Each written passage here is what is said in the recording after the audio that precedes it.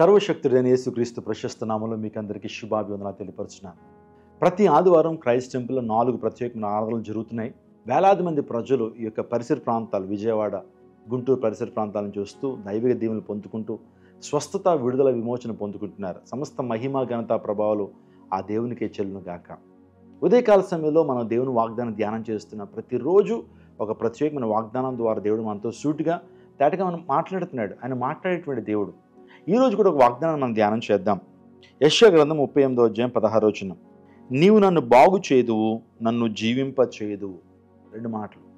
నువ్వు నన్ను బాగు చేదువు, నన్ను జీవింప చేయదు. ప్రభు మనల్ని బాగు చేసేటువంటి దేవుడు అండి. పాడైపోయిన జీవితాన్ని ప్రభు మార్చేటువంటి దేవుడు, బాగు చేసేటువంటి దేవుడు. మారా జీవితాన్ని మధురంగా చేసేటువంటి దేవుడు. మన జీవితాల్లో చెడిపోయినటువంటి మన జీవితాన్ని బాగు చేయలేదా ప్రభు? ఒకప్పుడు మనం లోకంలో, పాపంలో, దాస్యంలో ఉన్నటువంటి మనల్ని దేవాదేవుడు మనల్ని బాగు చేసి పరిశుద్ధమైనటువంటి ఆయన సంఘంలో మనల్ని నాటి ఆయన యొక్క రక్తము చేత మనల్ని కడిగి క్రీస్తు అనే బండ మీద ప్రభు నిలబెట్టాడండి.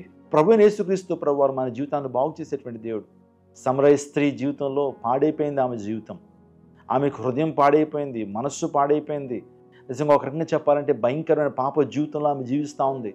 ప్రభు యేసుక్రీస్తు ప్రభు సమరయ అనే గ్రామానికి, సుకారు అనే ప్రాంతానికి ఆయన వెళ్ళినప్పుడు సమరయ స్త్రీని మార్చి నిజంగా ఆమెను గొప్ప సువార్థికుడిగా ప్రభు మార్చాడు.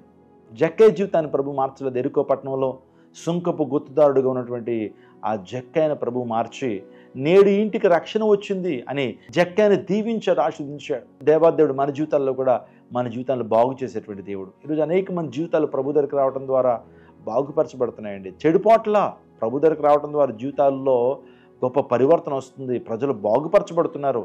నిజంగా భయంకరమైన వ్యసనాలతో ఉన్నటువంటి వారి జీవితాన్ని బాగు చేసుకుంటూ మంచి అలవాట్లతో ఈరోజు జీవిస్తున్నారు.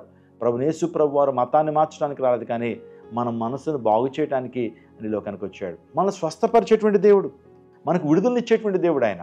కాబట్టి ఈ వాగ్దానాలు మనం వింటున్నప్పుడు దేవాదేవుడు మీ జీవితంలో కూడా ఏ బంధకాలతో నువ్వు ఉన్నా సరే ప్రభు నేను విడిపించగలడు. ఒకవేళ ఆర్థిక బంధకాలతో ఉన్నట్లయితే దేవుడు నేను విడిపించగలడు. అప్పుల సమస్యలతో ఉన్నట్లయితే దేవుడు నేను విడిపించగలడు. అనారోగ్యాలతో ఉంటున్నట్లయితే దేవుడు నిన్ను విడిపించి ఆరోగ్యవంతుడిగా నేను చేయగలడు.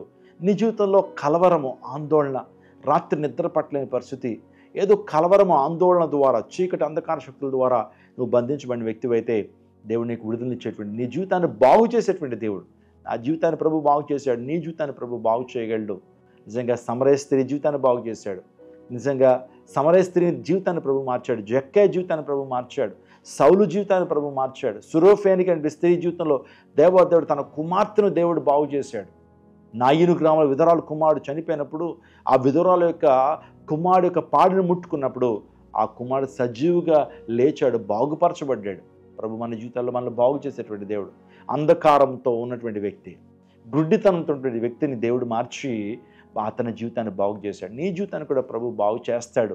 ఈ వాగ్దానాన్ని నమ్మండి, ఈ వాగ్దానాన్ని క్లెయిమ్ చేయండి. అయ్యా నా జీవితాన్ని మీరు బాగు చేయండి, అయ్యా నా జీవితాన్ని వెలిగించండి, అయ్యా నాకు స్వస్థత ఇవ్వండి అని ప్రభుత్వంలో నువ్వు వేడుకుంటే ఈ వాగ్దానాన్ని దేవాదేవుడు నీ జీవితంలో ఖచ్చితంగా నెరవేరుస్తాడు. దైవజనుడిగా నేను కోరుతున్నాను, దేవాదేవుడు ఈ వాగ్దానం మీ జీవితంలో నెరవేర్చి మిమ్మల్ని ఆశీర్వదించి ఘనపరిచి ఒంటరిగా ఉన్నటువంటి నిన్ను నిజంగా దేవాదేవుడు 10 చేయాలని మనసారా కోరుకుంటూ ఈ మాటలు నేను ముగిస్తున్నాను.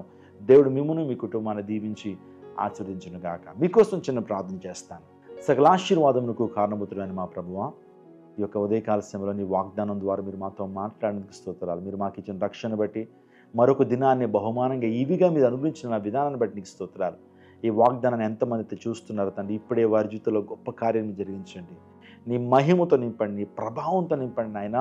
నీ బిడ్డలు మీరు కనికరించండి. నేను ఏ శోధనతో అయితే వారు ఉన్నారో ఆ శోధన నుంచి గొప్ప జయ జీవితాన్ని పొందుకున్నట్లు మీరు ద్వారా అనారోగ్యంతో స్వస్థపరచండి. అప్పుల బాధలతో ఉన్నటువంటి వారి జీవితాల్లో తండ్రి గొప్ప కార్యం జరిగి స్థిరపరచండి. నీ మహిమతో నింపండి. ఈ వాగ్దానాలు చూస్తున్న ప్రతి ఒక్కరి జీవితంలోనైనా నిండైన మేలుతో నింపండి తండ్రి. నీ ప్రభావంతో నింపండి. బిడ్డలను ఆశీర్వదించండి. ఎగ్జామ్స్ రాసినటువంటి బిడ్డలకు చక్కటి ఉత్తీర్ణత మీరు అనుగ్రహించండి. నేను ఇంకా నువ్వు ప్రేమలో, సమాధానములో, కృపలో, జ్ఞానములో నేను ఎదుగునట్లు ప్రతి ఒక్కరిని సిద్ధపరచండి. మహిమతో నింపండి. ఫలించినట్లు ప్రభు చూపించండి. సమస్త మహిమ, ఘనత, ప్రభావాలు నీకు ఆరోపిస్తూ యేసు పుణ్యనామమున ఈ యొక్క మనవులు మీకు సమర్పిస్తున్నాము తండ్రి. ఆమెన్. ప్రతి ఆదివారం కూడా క్రైస్ట్ టెంపుల్ అనే జీవంగల దేవుని సంఘంలో ఉదయకాలం 6 గంటల నుంచి ఆరాధనలు జరుగుతున్నాయి. అనేక వేలాది మంది ప్రజలు వస్తూ దైవ దీవెనలు పొందుకుంటున్నారు. మీరు కూడా ఒకసారి రండి. మీ జీవితాల్లో దైవజనులుగా మేము అభిషేక స్వస్థ ప్రార్థనలు చేస్తున్నాం, నూనె రాసి ప్రార్థన చేస్తున్నప్పుడు అనేక మంది స్వస్థలు పొందుకుంటున్నారు.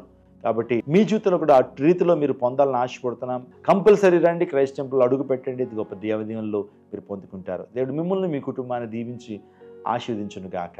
ఆమేన్. అందరికీ శుభవార్త. ప్రతి ఆదివారం 10,000 మంది ఒక చోట చేరి దేవుణ్ణి ఆరాధిస్తున్న జీవం గల దేవుని సంఘం. స్వస్థత, విడుదల, అభిషేకం పొందాలనుకుంటున్నారా? దురాత్మ శక్తుల నుంచి విడుదల కావాలా? ఆర్థిక ఇబ్బందుల నుంచి విడుదల కావాలా? సంతానలేమితో బాధపడుతున్నారా?